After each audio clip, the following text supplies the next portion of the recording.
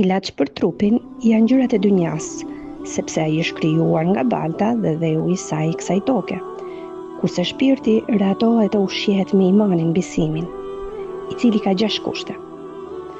1. Të besosh në Zotin e vetëm. Të besosh në engjëjt, disa krijesa të Zotit të padukshme, të mira, të cilat zbatojnë çdo urdhër të Allahut.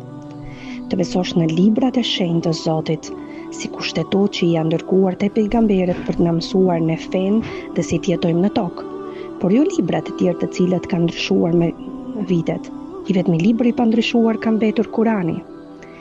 4. Të besojmë pejgamberët, njerëz të cilët janë zgjedhur nga Zoti, të cilët janë mësuesit tanë, për të na mësuar fenë dhe jetën. 5.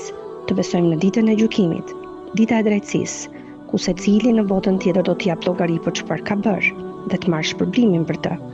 E 6. Caktimin e Zotit, jeta që kur lind e deri se kur do të vdesësh është e përcaktuar nga vetëm Allahu.